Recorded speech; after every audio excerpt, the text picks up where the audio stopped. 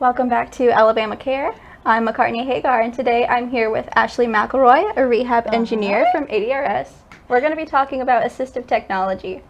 Yes, we're going to talk about a lot of assistive technology because we love it. We're going to do a little expo for you, too. Yes. You get to see lots of neat gadgets that Ashley's working on, so I think you guys are going to really love this. Yes, so much excited. fun. We're going to make sure we get the live up so we can see it, and we want to answer any questions that you have. Right? Yes, okay. Anything. And then I want to answer the questions that you have. Oh, yeah, that's right. This is an interview. Yeah. So, let me get on that. So, I'm McCartney. She's Ashley. I think you know me well enough. But Ashley, tell us a little bit about yourself. Like, what do you do aside from all of this? Am I supposed to have a life? No. I do. So I'm a rehab engineer, and I work with Alabama Department of Rehab Services. I've been here now for 11 years. Nice. And I get to work with our consumers in any division. So we have early intervention, children's rehab services, folk rehab services. And those are like age groups, right? Yes. Well, sort of. They kind of overlap a little bit. Mm-hmm. And then we have State of Alabama Independent Living. And so the rehab engineers across the state, we work with any consumer that needs some sort of accommodation or assistive technology. Rehab engineering services can be any age, any disability, in any environment. So we go everywhere and we try to meet that person where they are and accommodate them. I love that. So home or school, any disability, you've got everybody covered. That's great. Absolutely. So when you're not doing rehab engineering, I assume you have a life. Tell us about your pug. I hear you have a pug. I have a pug and a Papillon. Those are my babies. And I have a wonderful husband who helps me take care of them and take care of me. So we have, we're currently building a fully accessible house. Because in my experience in rehab engineering, I get to see a lot of homes that are not accessible. I know that it's really difficult to adapt a home to make it accessible. So I have my dream home that I've always wanted. And it's going to be designed to be completely wheelchair accessible. So people will be able to visit who have disabilities, and my husband and I will be able to age in place and live there forever.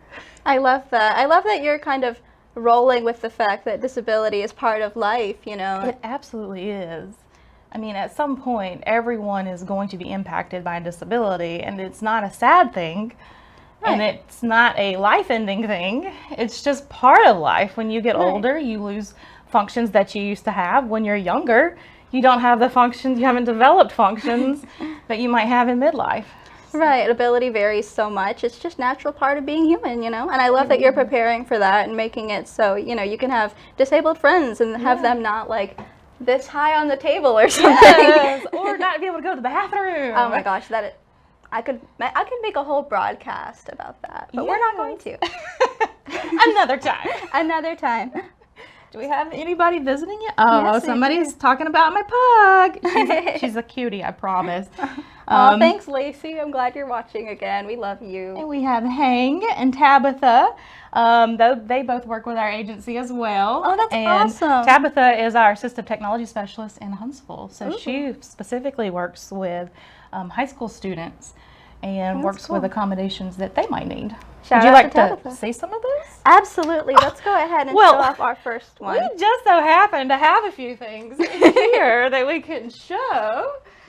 So this is what assistive technology is, right? Give us a little more information. So assistive technology is really any device, strategy, product, or system that you can implement to make someone with a disability, or I would say even without a disability, be able to improve their functional abilities. So anything that you can implement, and sometimes it is just strategies. Sometimes we go into an office environment and someone doesn't realize that their phone's too far away. Mm-hmm. So I walk in and they're talking about having shoulder pain. They have chronic, cumulative trauma disorder just from reaching. Their shoulder hurts. And I'm like, well, why is your phone over here? Right. Well, I didn't know I could move it. You can. It has cords. You can move it anywhere you want.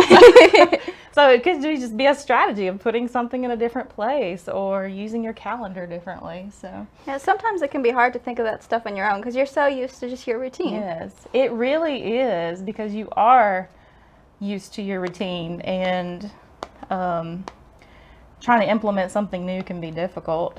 So we're actually going to talk about that more today on how to make that transition easier. But for now, let's let Ashley show us some really cool gadgets she's got here. I just wanted to show you a couple of the different types of assistive technology that we might recommend for students. I love that pug drawing. Oh yes, it's a pug drawing. How about that? So one of the things that someone like Tabitha might recommend in our program for students is note-taking technology.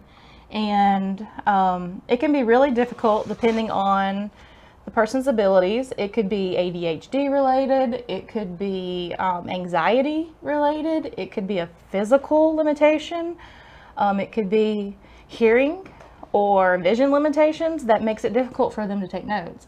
And so what we would want to implement is some sort of note-taking technology that helps them get the amount of notes that they need to be able to study from. Because we don't want someone to go home with hardly any notes and not have a way to study for a test. Right. I actually use note-taking software that Ashley has recommended for me, and I love it. Yeah. I use Sonocent, and it's helped me in my college classes and, it's studying, because physically I can't keep up. Yeah. So that's what, and we've got, I'm just going to describe what we've got going on here. So we've got a notebook and an iPad. I can't see what's on the iPad screen, but I think it's a note-taking app on the cool. iPad.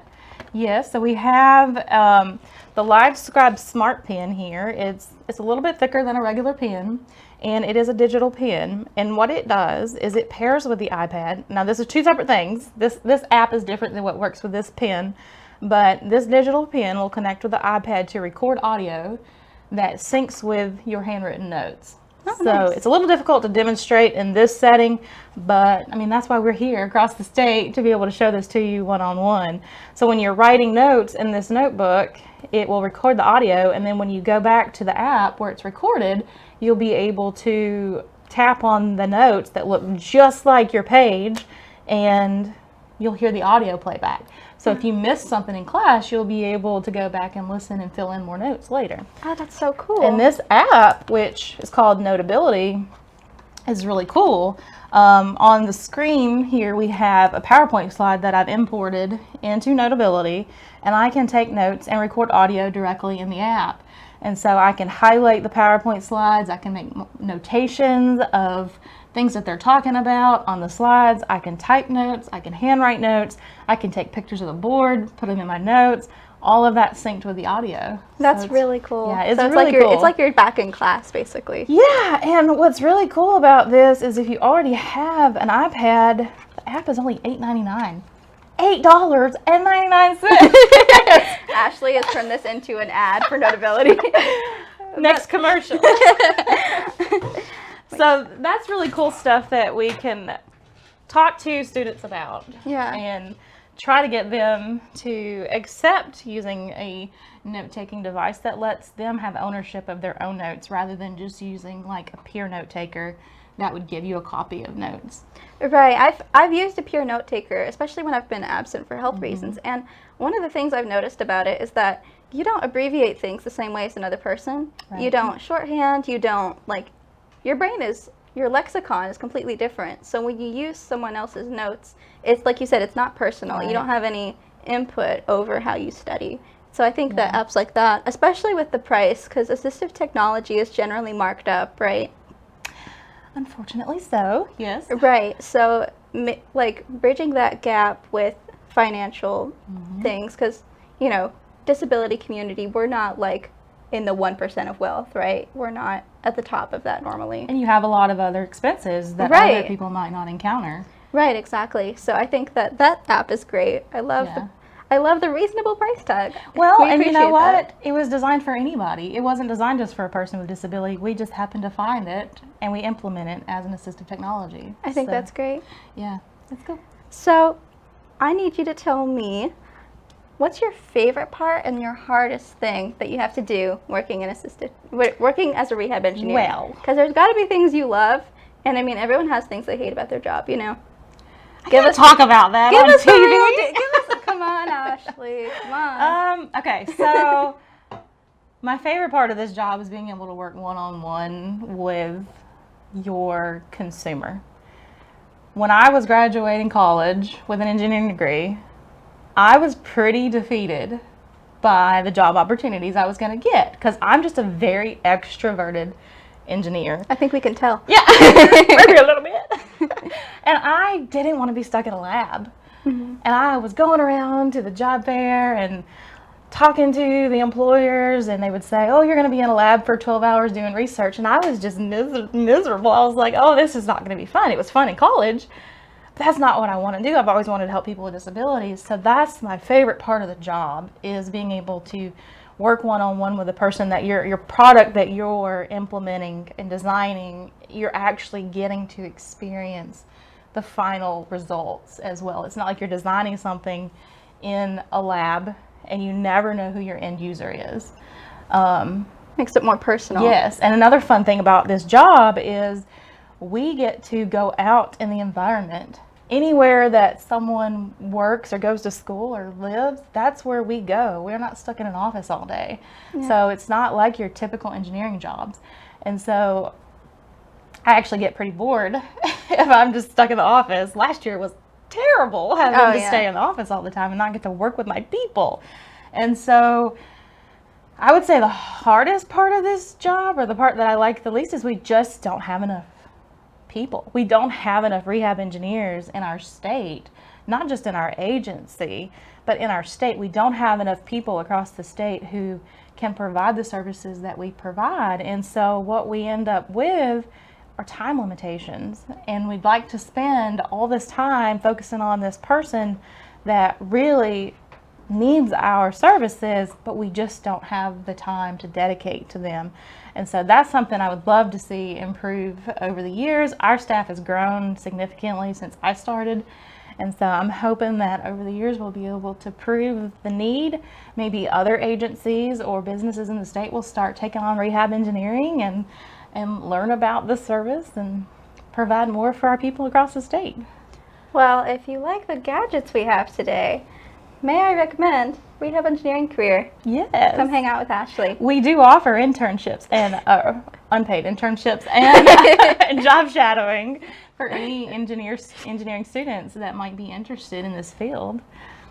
That's a great way to make engineering fun, because I feel like a lot of STEM careers get a bad rap for being like boring and not personal and just tech, but this is really great. Well, they're not boring to people who like engineering. Well, I mean, it's one of those things where if someone tells you about it, you don't really see all that goes on. Right. But like this field, I think is just phenomenal. I don't know how you could beat rehab engineering with any other engineering field. So I'm having a great time just being in this room. It's so cool. She's in her element. I am. So you've talked about how you have to spend a lot of one-on-one time with your consumers and sort of, you know, get to know them and their needs. So how do you, once you have that established, how do you actually find the product that meets their needs, or how do you design it? Because I know sometimes it's not available. Well, it can be hard.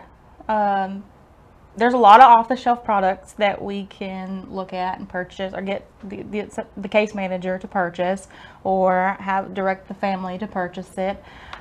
Sometimes those products just don't work, and so, or they don't work well enough. So you've either got to find out, is there some modification that can be made, or is there a different strategy for using the technology that can be done?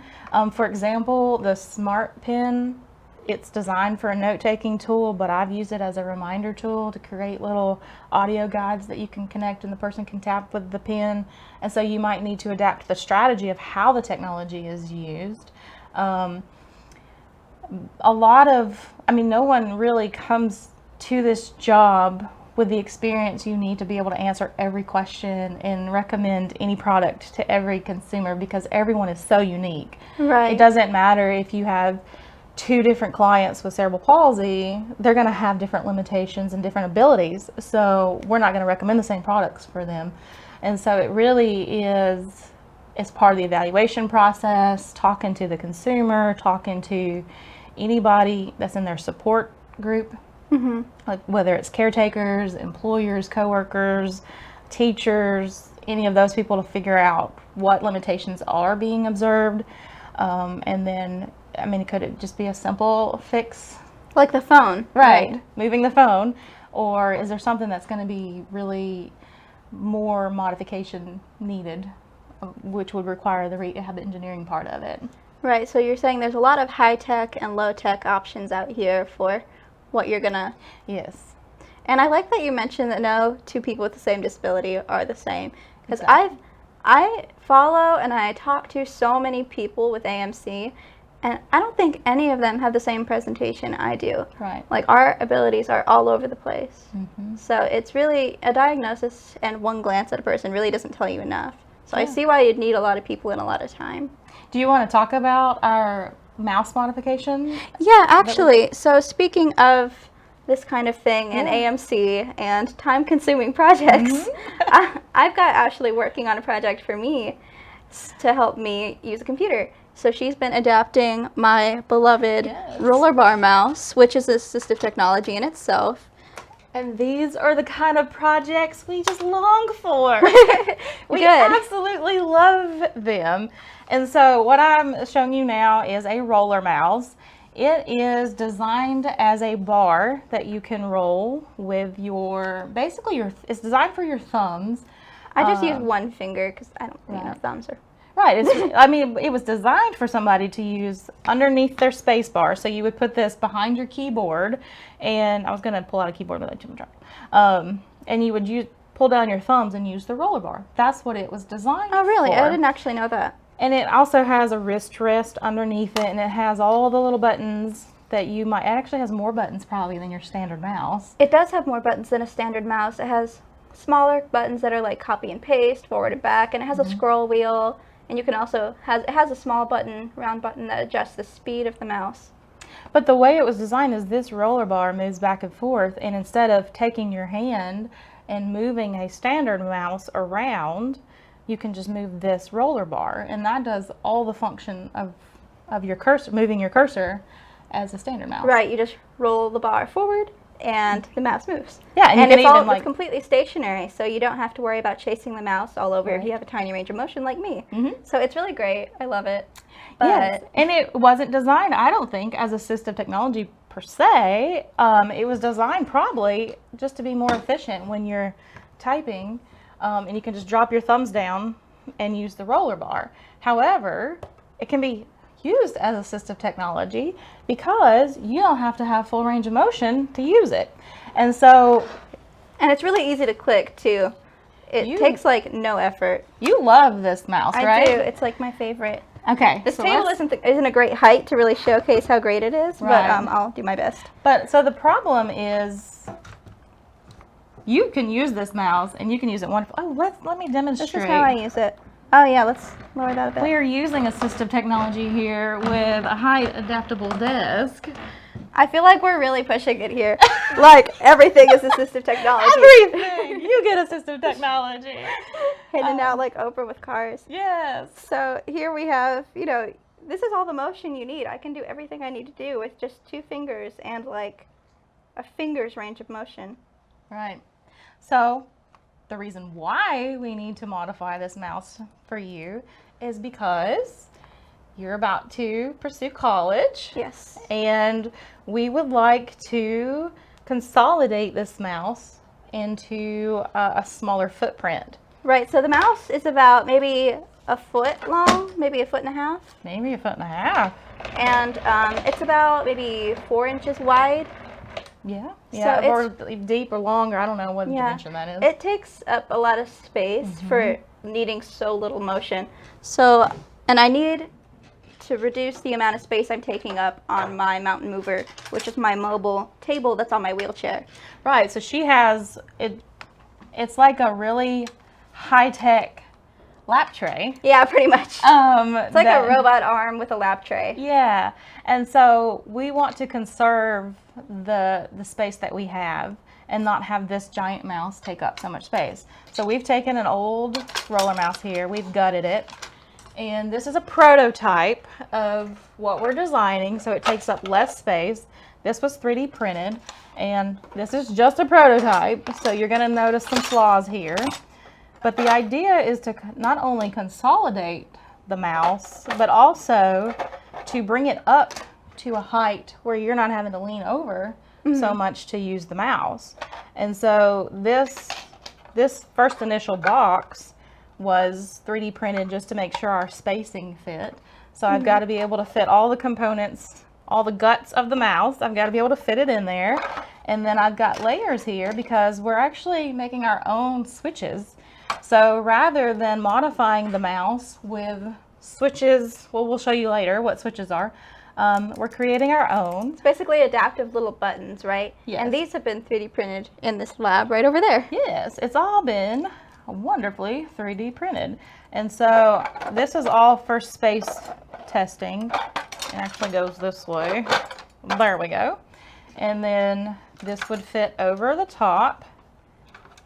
We've kept the original scroll wheel, I see, which is fine with me. I think that's cool. The original scroll wheel is there. Eventually, we will mount a shorter version of this bar onto this box. As you can see with 3D printing, there's always issues with delamination if it's not the right specific design. And so now we're in kind of phase 3. I mean, behind us on our board was probably phase 1 when we ripped the mouse apart. And there's all kind of scribbles of like components and wires. Yeah, so on our board we kind of spec'd out what all functions the mouse does and how we what we want to conserve, what functions we want to conserve with the mouse, and then we want to design around that. So we have specifically the buttons that you requested. To prevent these delamination issues, I've gone back to the drawing board with computer-aided drafting and drawn up a new box design that would be able to print differently, so we don't have that delamination that we have in this box. That's where the little pieces of the plastic are kind of coming apart, right, or bending. Yeah, so when the 3D printer starts printing, if there's not a good bond between the layers, because a 3D printer prints in layers. Like a stack of paper. Yes. It's starting to starting to kind of split right there. So we don't want that. So right in the corners. So we have to redesign it. So now I have a different design that's going to let me sort of put it together like a puzzle. And we've overcome the issues that we had before by being able to print it in different directions on the 3D printer. And then we'll be able to just fit it all together. So now you'll have 4 pieces of plastic with rounded edges, and each little corner will have little pieces that fit in together like a puzzle. And it will have a bottom that will come up with all the support pieces that we need as well. Awesome. So I really like how it's coming along. Yes. It's really fun part of engineering is getting to just play with things like that. And I mean, how many times do you get to tear something apart and rebuild it? Right. I mean, that's the only time I'd let someone take apart my mouse and not yell at them. She does love this mouse. You don't understand. I came in here and was looking at the camera with my little lip puckered out like, aw, my baby. Because we're having some technical issues. Yeah, with the working one. With her working mouse, not the one I tore apart, because that one does not work at all right now. Not at all. All right, so now that we've had our other little expo, so you talked earlier before about how you talk with caregivers and clients or consumers and everybody to try and make sure that it's going to work. But once you've got it, you know, sometimes we talked about with the phone, we're so stuck in our routines that implementing new things can be hard. Yeah. And I'm going to have to learn to implement that creature, and I'm excited for it. But so how do you help people transition? Because it can be really hard, and sometimes it can even bring up anxieties or maybe feelings about your disability, like having to use new technology and feeling like, oh no, I need so many things. Yeah. It's hard to transition. So how do you help with that? It's hard. And I know that you've probably used assistive technology as well. So right. Yeah. I guess we can talk about how you do that from both perspectives. Yeah. Well, I'm pretty stubborn myself about using too. assistive technology that I need. And so I have a more empathetic response to individuals who are very shy about using any kind of accommodation. I think a lot of our staff are. In general, we are more empathetic engineers because we want to work in this field. We want to work with people that we can help. And so it can be really difficult to help someone accept using an assistive device. If you think about how many times does grandpa fall before he'll start using a cane or a Right. walker or a wheelchair. It's the same thing. People Right. have this sort of, because of ableism, not because of anything substantial, people don't want to be disabled. And so transitioning to these technologies sort of makes them uncomfortable with who they are. They're having to relearn their bodies and relearn their sense of self. Right. So I've even struggled with that. And I'm only just now getting to a point where looking at that doesn't like freak me out. Yeah. Because I was just saying earlier, oh, it reminds me of like old school assistive technology Yes. that was kind of homemade, you know. But that has come with time. I wasn't always I wouldn't have been excited to be in this room a few years ago, I don't think. Right. And we will just keep adapting it until it's something that you really love. Right, the way it right. looks and the way it fits on your system of assistive technology that you're using. And that's part of what we do with anybody. There's some people that we can't be there to hold their hand enough or to pat them on the back and say, it's going to be okay. Just if you'll use this, it'll make life so much easier.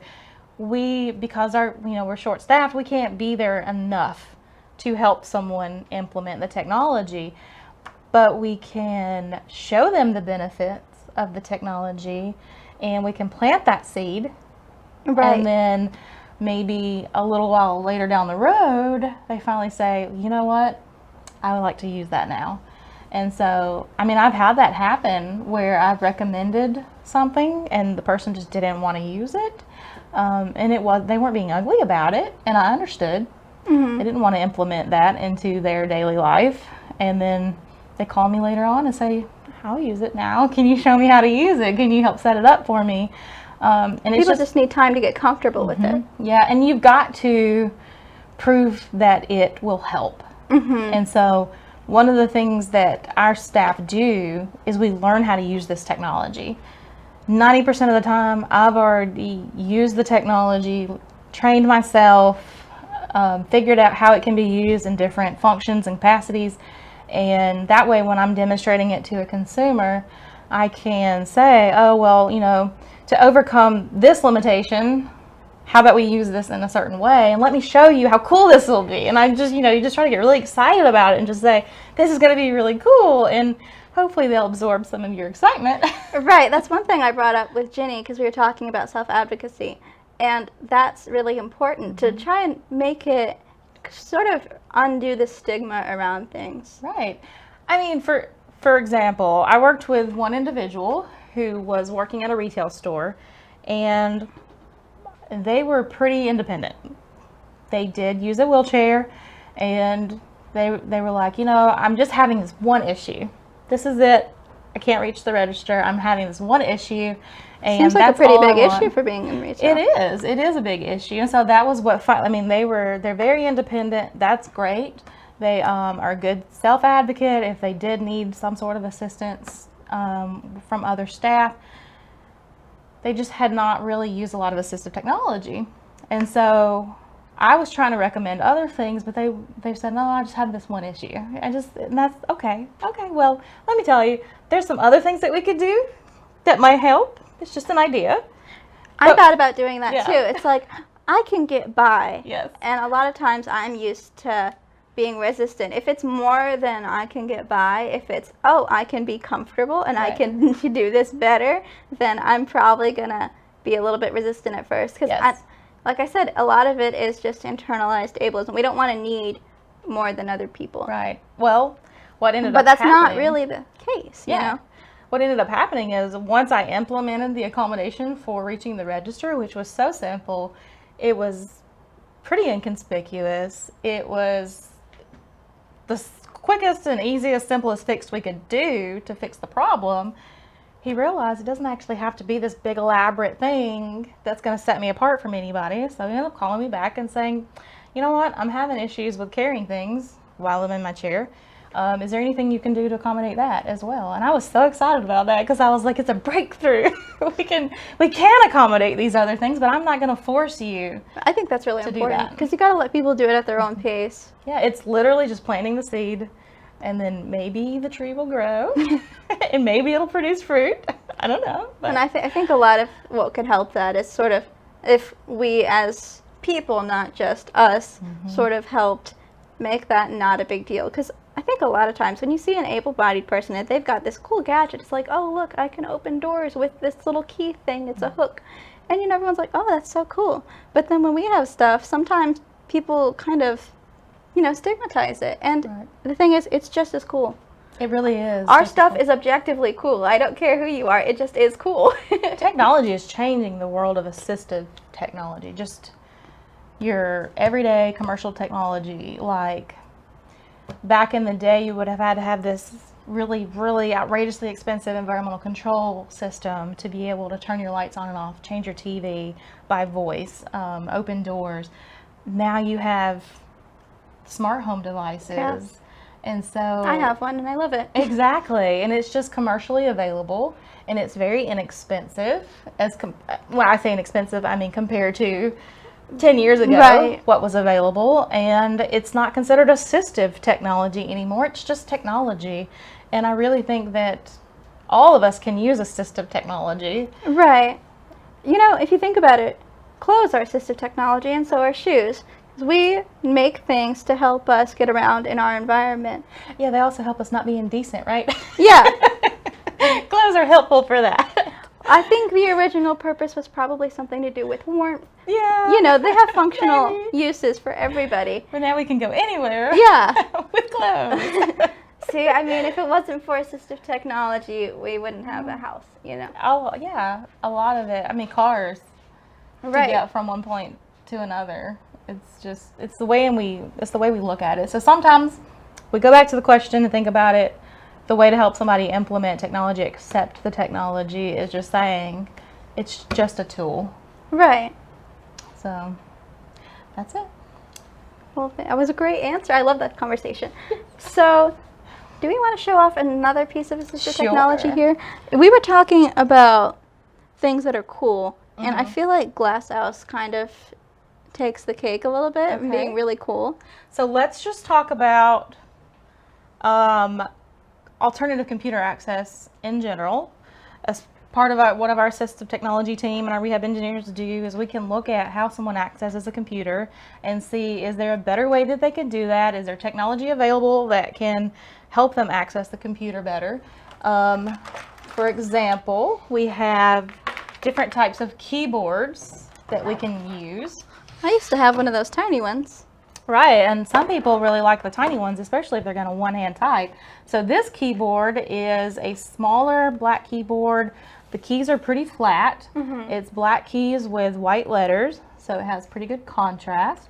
It does fold up, so it's portable. Cool. It's really good for students or someone who travels a lot with their technology. It's Bluetooth, so you're not dealing with extra wires. And what some people like about this is with the smaller keyboards, you might be able to one-hand type quicker because you're not having to cross so much of the keyboard. And you could also maybe use your span or, you know, just your hand span across there. So we have something like that. The next keyboard we have is for low vision. And so this kind of keyboard has yellow keys that are they're well raised. It goes back to more like a mechanical keyboard, like in the maybe 15 years ago, a mechanical keyboard. But actually, you know what? Mechanical keyboards are coming back. Really? TikTok's making it a trend. It really is. Hey, TikTok, you want to make assistive technology a trend? Reach out to all you influencers. Yes. I know one of you is in the audience.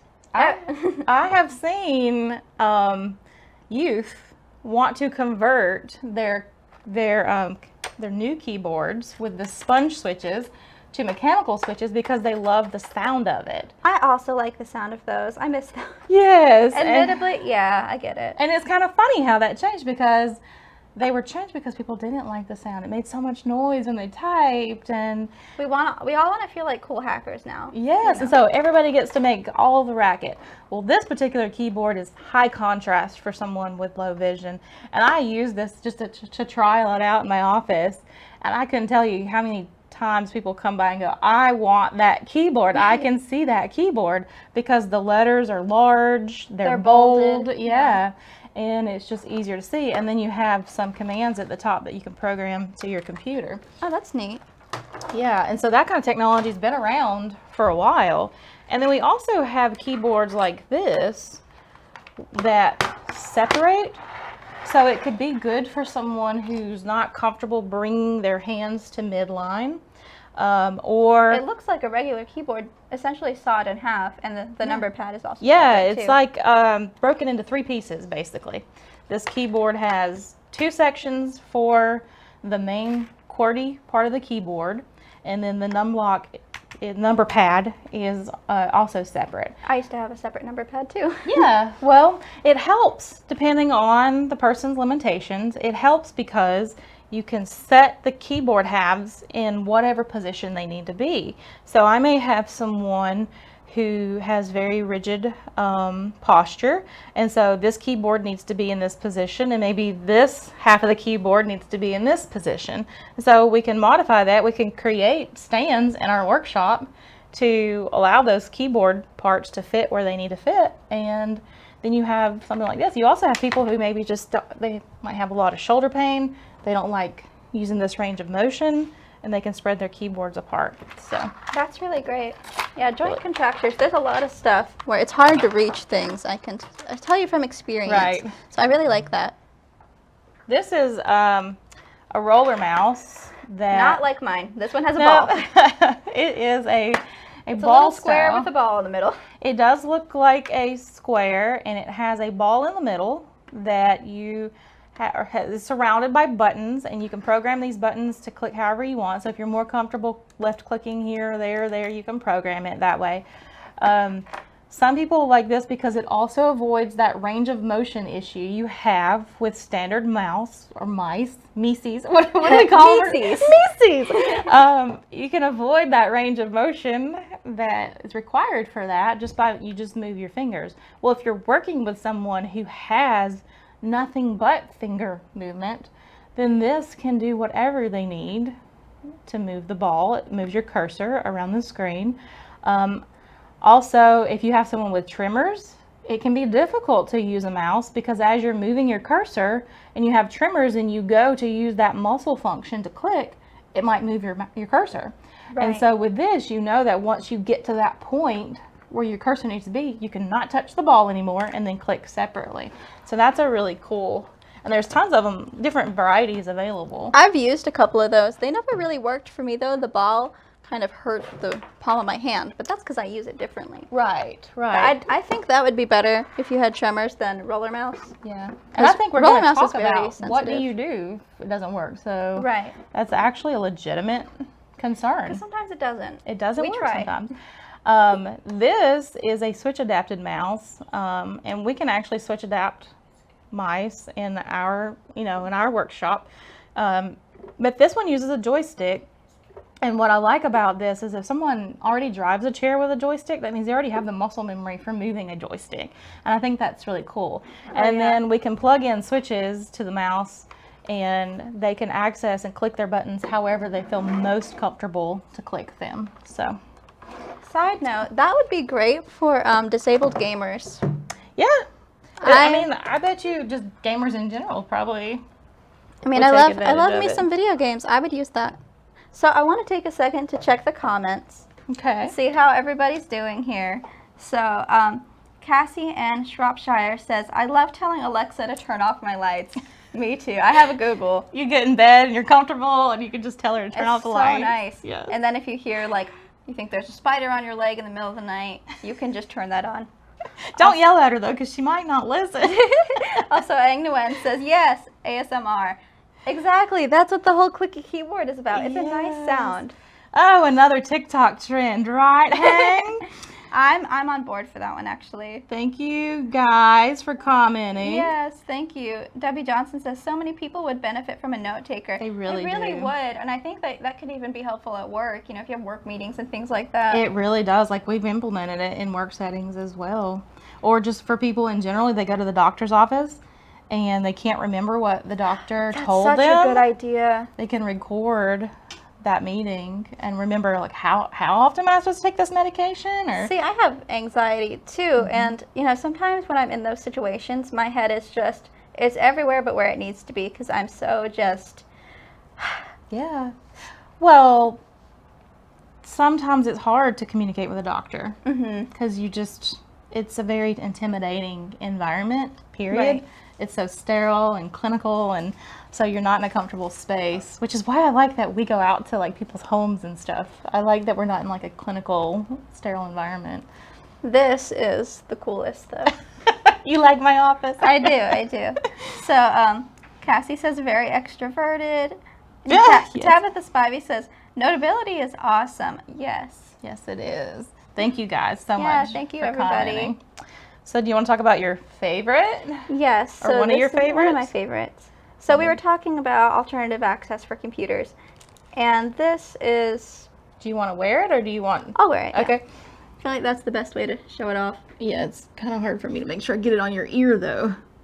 Do I need to turn my head any certain way? Well, I got it caught in your pretty little braid. I was worried about that. Okay. This is Glass House, and it's not on right now, so there's no blinky light. But this is a mouse. It's a Bluetooth mouse that you use with your head. So it's almost like eye gaze. You just look at the screen, and it has tracking. So you just move your head a little bit for every direction you want to go. And this little blue thing here, it can be repositioned so you bite it. It's a bite switch. Right. And I love it. It's really easy to use. I like to go back and forth between this and the roller mouse because if one joint or one area of the body gets tired or if you need to be in a different position, you can use a different thing. So this mouse, I like to use when I'm laying down. So. Right. And so this is an example. Do you want to keep it on? Or do you want to take it I'll off? keep it on until we're done talking about it. This is an example of head pointing. And there are other options available for head pointing. For example, like a free option is cameramouse.org, which doesn't work as well as the Glass House, and it doesn't really give you an option for clicking like the Glass House does. We love the bite switch for people who can handle biting. But cameramouse.org, you teach it to recognize a point on your face, and it just uses your webcam, and whatever you move your head, it's moving your cursor on the screen. You have to pair that with some way to click. You could just have a regular mouse positioned it any way you need to and just click. And there's some dwell clicking software that you can download where if you hover your cursor over a certain area on the screen and dwell, it'll click for you. I think there might actually be options for that in the accessibility section of some devices. I feel like I've seen that on Windows maybe. Or Apple, I think, for sure. So with this, I don't use a keyboard hardly ever. With this or my roller mouse, I use an on-screen keyboard, which is in the accessibility section of like everything. And Google and all of the operating systems have it. So you can resize it however you want. So you have a tiny little keyboard and just make tiny little movements and click it. So you don't even have to have a keyboard in front of you. You're not having to use that extra motion to move around the keyboard. Another option that you can use, and this would be a paid software, is called Smile Mouse that you can use to, it uses features on your face, and it has the built-in clicking technology, so you choose how it wants to click, how you want to dwell click or whatever, and that's a really cool one as well. And those options are good for individuals who don't have a way to don something like the Glass House, because that would be an issue. If you're not able to put it on yourself, is someone going to be around to put it on for you? And that's things that we have to consider when we're doing our evaluations and implementing the technology. Interesting. Yes, I like it. So I guess I'll take this off now. Okay. Don't want to mess up your pretty hair. No. Yeah. I've got it styled. I'm all different. It's very cute in the back. I wish you guys could see it. Oh, now you can. So it's like I have an undercut, and on the top it's braided on each side, and it connects together into like a little, almost like a bun, but it's more of like fan shaped. Right. And I've got a gold flower clip holding it together in the very back. It is so cute. So someone says, Eric McLeroy says the head point technology is so cool. Yes, it definitely is. I know him. I was wondering. That is my husband. Oh, well, hello. Thank you for commenting, sir. Glad you're watching. So you and I both use assistive technology, and we think we've covered that. So what helps, I'll ask you first, what helps you get comfortable with the new device? What makes you feel at home with it? Well, I think the main thing is you have to have some input in what technology you use. Absolutely. 10 out of 10. Anytime somebody forces you to use something, without considering your feelings or how that's going to impact your day-to-day life, you're probably not going to accept it or use it. Even if that was the case, just because it didn't work, at that point I probably wouldn't want to use it out of spite. Because it's like, really? You expect me to use this without even talking to me? I don't know you. Right. I mean, the reason I wanted to work so much with people with disabilities is because when I was younger, medical professionals would force me to wear things, use things that were terrible. They were very uncomfortable. And so I said, I want to be in a field where I can understand that this also impacts somebody's day-to-day life, and let them be a part of the decision-making process. Right, because we should get a say if it's worth it or not. Because sometimes it's not, and I think we've discussed that sometimes it doesn't work. So let's hit on that a little more. Right. So let's start with a client or consumer perspective for both of us. Okay. I don't have anything to add as far as what makes me comfortable, because I think that 10 out of 10, it's just making sure I'm involved in the process. Right, making you comfortable. So you want to know, like, when a product doesn't work? Right, we're going to transition to that now. So, okay. If it doesn't work, how do you communicate? Are you your own rehab engineer? How does that work? Well, yeah, I mean, I make a lot of modifications to my own living space or my work environment or whatever I need, because I have the skills to do that. And so I don't really have to ask anybody. I just do it. And so I don't have that issue from like a consumer perspective, except with medical professionals that are trying to implement something. And honestly, I just don't use what they're trying to get me to use. So from a consumer perspective, what would be your point of view of when something doesn't work? Yeah, I guess it'll go over to me then.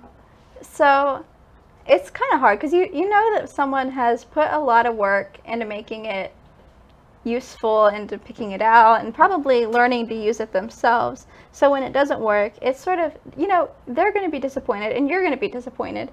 But it's important to still, you have to communicate that, because they don't want you to just let stuff sit in a closet, Right. I think that's the worst. We really don't want you to just put it in a drawer or a closet. Please tell whoever recommended the technology for you, please tell them that it's not working. Because honestly, from my professional experience, I am really more excited about someone calling me and telling me that something doesn't work than just never finding out, and then years down the road I find out they never used it. Because that gives me an opportunity to explore and find out new things that might work better, or maybe I need to work with them to make it work better. So I just would love to express that if you're someone who is getting these recommendations from a professional, advocate for yourself. And if you think that this is not going to work, then you need to tell us so that we can try to find alternatives. For example, I was working with someone and I didn't know about all the built-in features that Apple has for accessing your cell phone, alternative access methods. I didn't know about those yet. There's not like this big newscast that goes out and tells you all the new features that Apple rolls out. And Apple has incredible accessibility features. And so I was going to implement some external switches to help this person access their phone. We were using the phone to access TV. And so this was a really important task, a quality of life task for somebody to be able to do independently. And when we got to using the switches, they said, look, if switches is my only option for this, we're just not going to be able to do it. I'm not okay with using switches. That didn't hurt my feelings. I said, okay, let me look and see what else is available. So we started looking at, and we found the head tracking feature on the iPhone. Oh, I didn't know iPhones had that. Exactly. Come on, people, tell us about these things. Yeah, for real. That should have been like in a commercial or something. Unfortunately, the head tracking feature is under switch control. And so you have to have some knowledge of how to set up switch control on the iPhone to use head tracking. It's a fantastic feature. It really is. But if you are relying on someone else to help set this up, it's going to be really difficult if it happens to cop out on you and you've got to reset it and get it back on. And it sort of eliminates the whole idea of controlling the TV independently at that point, because you're not able to do that. So we moved on to phase 3, And we found the voice control built into iPhone, which gives excellent choices for being able to navigate your entire phone by voice. You can say swipe left, swipe right, page up, page down, go home, all those things. We need to talk about this afterwards. Yes, we did actually thought about that. And so if that person had not said, no, this is not going to work for me, I do not want to use this device, then I would have just left and thought they were okay with it and were using it, and then it would have never gotten used. And instead, we went through 3 trials and we found something that worked really well. It forced me to look further into the issue and solutions that were readily available. So. Right, and I think, we want solutions to our problems too. We want ways to do things. So I think that a lot of people, even myself, we don't want to inconvenience anybody with that. Right. Maybe we don't want to keep you here all day. But I've learned to just do that. Like poor Sylvia, our other engineer, she sat with me forever, and we went through all of the different sling options for a Hoyer lift. Because it's so important to find something that you are actually, first of all, comfortable using, and you actually think is going to work. You can't just let, if you have the ability to communicate and have an idea of what you need, there's no reason to be silent, because first of all, you're going to waste time and money. Let that be your motivation. If you don't want to inconvenience someone, then you need to speak up and get what you need, because you deserve it. You deserve to be able to access things. It's so important, and it's important to feel comfortable when you're doing that. My husband gets the burden of helping me with all my grand ideas. When I want to build something or I've designed something and I need the physical help to do it, he gets to help me with all of those things. Yay. That sounds fun. I bet you guys' house is great. Like, it's fun to be in. I hope it will be. It's not ready yet. Wherever you live currently. Yes. I bet it's fun to hang out there. Yeah, it is. Do we want to do another question, or do you want to show some more technology? Honestly, we've almost hit on everything we planned to talk about today. Okay. So why don't we get into some more technology, Ashley? Well, just one thing that was really, I guess, a kind of a simple way to look at the stages of the types of technology. You have low tech, you have mid tech, and you have high tech. This is not super low tech, but it's an example of something that would be low tech. And we might implement low tech technology if it's someone who is not going to be able to grasp how to use high tech. It could be an environment constraint. So for example, I was working with someone who uses a hose pipe all the time to wash golf carts, and we don't want that person to use like an Apple Watch for reminders, right? Or time reminders, because then they'll get it soaked and it'll be ruined. So that wouldn't be an appropriate accommodation. So we can look at the environment. I've used super low tech, like poster checklist in a school cafeteria for somebody who needed reminders on what tasks to do next, because we really couldn't implement anything that was electronic. Right. Because it's a very public place, it's a wet environment. It was kind of like in the washroom of the cafeteria, and you have food and all those things in that environment, so that wouldn't be appropriate. And so this is an example of sort of a low-tech device. You can set up the timer. It's a visual timer, so it's going to give someone cylinder shape, isn't it? Yes, and the idea is that it mimics like a traffic light. So it has got the red, yellow, and green. Yes, red, yellow, and green. So it shows you visually that your time is counting down. It also gives you auditory alerts whenever it's counting down. And so if I go through the menu here, I can set a timer. I can either choose how long I want each section to be, or I can do an auto timer. It'll automatically break it up. And so if I start that, it's going to show green for however long that amount of time was set for. And then when that's almost over, it's going to give you a yellow light to signal you're almost out of time, and then a red light whenever your time's up, and it's beeping at the same time to give you that auditory alert and say, pay attention to me, I'm turning yellow, you're almost out of time, and that will signal for that person to move along with their task. Kind of a more mid-tech, and I say mid-tech, I mean, you still have to program the watch, it's a digital device, but it's more mid-tech because it really is limited in its functionality. It's not your standard. It's a watch. Yeah, it's a watch, and you can go in and program text reminders. So you can set up like a schedule that says, let's say, take out the trash, take trash out, or whatever. You can put a message in there, so when that time goes up, it'll display that message on the watch. I think everybody needs that. Yeah, well, it's a really good option, but it's good for people who maybe get distracted. Like if they had an Apple Watch and were going to get distracted by all the other reminders that pop up on an Apple Watch, this is a better option for that. And then it could be a little bit simpler if you're relying on like a job coach to implement it, to train them how to program this watch. And there's some really cool things that could be kind of comparable to this, where it could be a way to access this technology remotely, so they can set up reminders through like a smart device, and then it goes to the watch. That's really cool. And then our highest tech option for this would be like an Apple Watch, where you can set up reminders on your phone, and it'll go to the watch and remind that person, maybe like a digital, an auditory alert, visual alert, vibrating. So you have all of those different senses to take advantage of. All right, so that's really cool. So is there anything else you want to tell us about your job, or about what you do, or your experience as having a disability and being in this field? Yeah, I think having a disability allows me to relate a little bit more to the consumers, but that doesn't mean that our other staff aren't fantastic and have the ability to relate as well, because I personally believe everyone has some sort of limitation.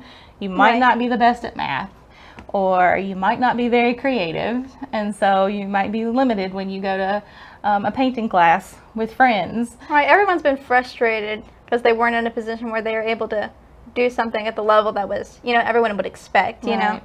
So and I think part of being able to implement and come up with assistive technology systems, it doesn't have to be a rehab engineer to do it. Literally anyone in your environment could come up with a solution if they had the right ideas, maybe the right team in place to help come up with it. I mean, something as simple like, for me, if I don't have one of the fancy dancy bottle openers nearby, I'll just wrap a rubber band around the top of my water bottle to open the lid if I can't get it open. So, I mean, there's solutions out there, and I think having a platform maybe where people can access information about assistive technology is a good idea. Well, Alabama Care is great for that, because we have, all these broadcasts. This isn't the first one we've done about assistive technology, I don't think. So if you want to share your own personal tips on how you do things, the comments are here. Yes. Go to the Facebook page and maybe share about some of the things that you utilize, and or even the comments of our YouTube videos. This will go up on YouTube probably like tomorrow. So yeah, you wouldn't believe how much just like one simple little idea, how it can spread and be such a benefit.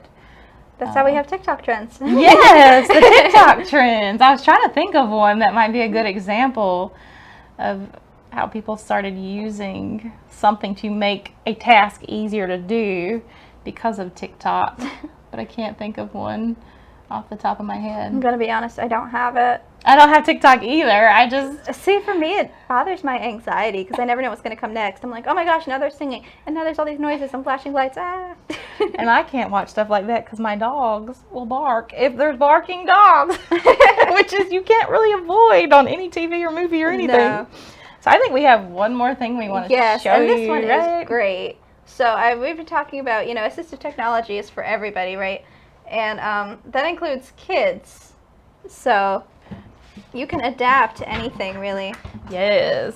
So we're just going to adjust our set here. Thank you.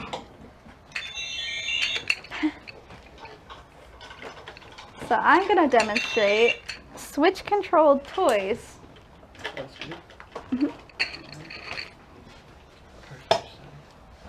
So Want me to talk about why this happened, this project? Yes, tell us a little bit about what's going on here. I'm going to describe. Okay. We've got a table with a little toy car and a little like RC type remote.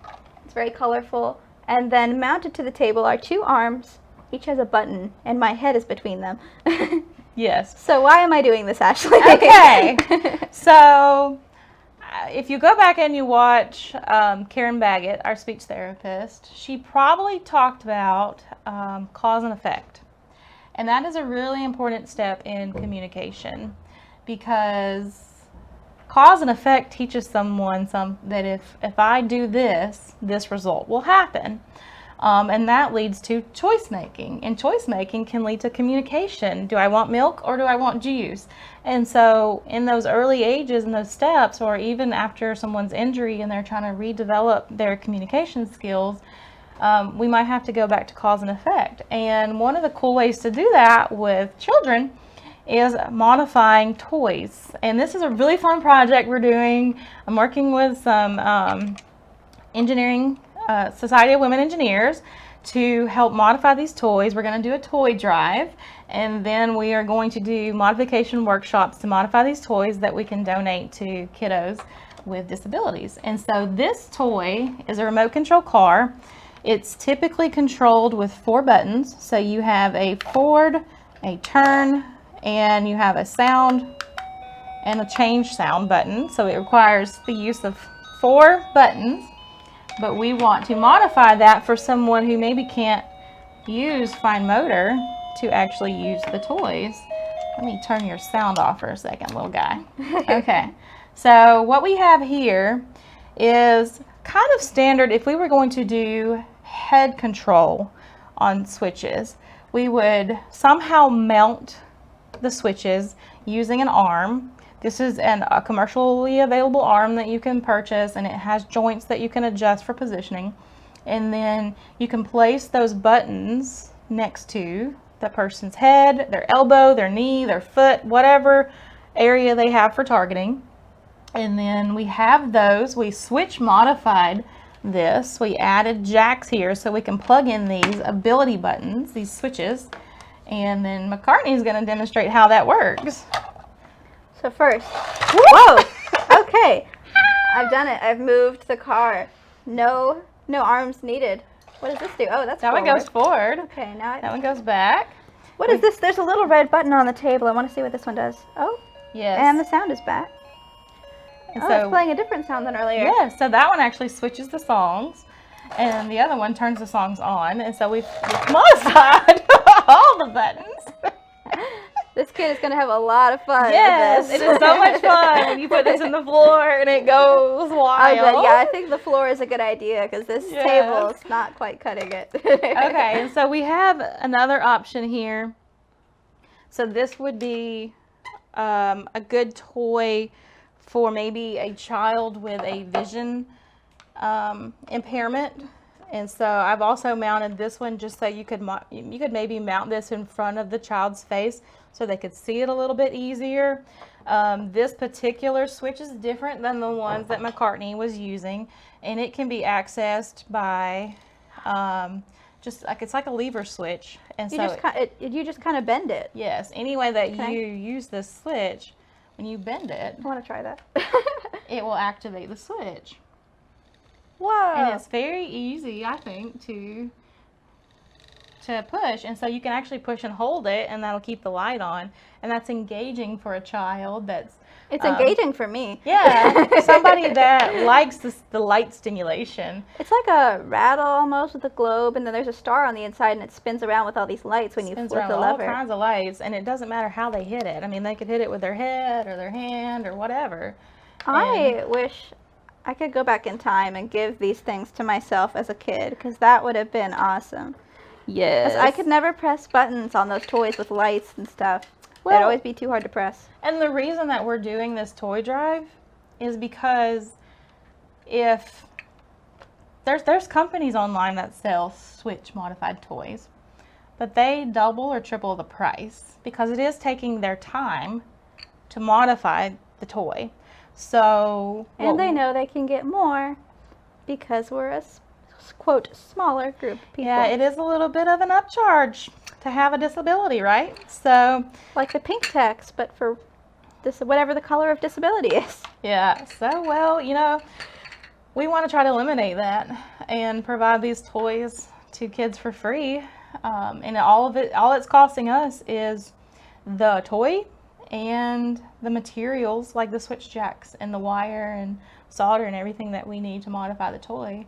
And some of these toys can be modified in less than an hour. So, and I think this is great because we talked about wanting to get people more comfortable with assistive technology. Well, toys, you can start from a young age, and then this is just normal for people. I love this so much. Yeah. Well, this cute little llama, okay, I'm going to be honest, I thought it was a cat for a long time. Like, I modified this thing for an hour. I thought it was a cat, and then I realized it was a llama, and I'm so disappointed because we could have had a good relationship here, me and this llama, but we just didn't understand each other at first. And that's definitely, I knew it was a llama immediately. You're a lot smarter than me, McCartney. Llamas are llamas. It's so cute, dude. Like, I just thought it was a cat with a unique face. But this particular toy is like the walking the pet toy. And so Who walks their llama, though? Who doesn't walk their llama, McCartney? I guess llamas need walks. I don't know. Yes, they need exercise. They eat a lot of hay, and then they spit. So this toy has the attached leash to it, and it has 2 buttons on the leash that do, one plays music, one starts walking the llama, and they have dog versions and cat varieties, but these buttons and holding this part of the leash, this handle of the leash, might be really hard for some kids to do. I don't think I would have been able to do that with my tiny hands. Yeah, so, it's useful for a lot of different types of abilities. And so, switch adapting is useful for lots of different types of abilities. So we modified this with switch jacks. We can plug in any kind of switch. And what I mean by switch is something that actually creates the commands. And so this big red switch here wags its adorable little tail. Oh my gosh, just so cute. And then this is what's called a grip switch. So if a child can hold this in their hand and squeeze, it'll walk the llama. And so, you don't have to mount this actually. If they can just hold it in their hand and they have enough control not to squeeze it at all times, then they're good. They can play with this toy. I'm so mesmerized. I'm glad. I'm glad we mesmerized you. We're going to impress you every step of the way. This is fabulous. Can it walk toward me again? Yes, we will walk it towards you. Look at it. It's beautiful. It's adorable little llama. It's a miracle. All right. Well, do you want to, are we like about done? Yeah, I think that's all. We've exhausted the lab here. We've got pretty much everything. Do you want to race to go out? That's a great idea. We're racing the llama in the car here. I think the car is gonna win. Okay, here we go. Are we gonna go out? Are we ready? Okay, here we go. Bye, everybody. Thank you for watching. I'm gonna beat you! I did not mean to press it that hard. I think I broke it. Stop. No, you didn't.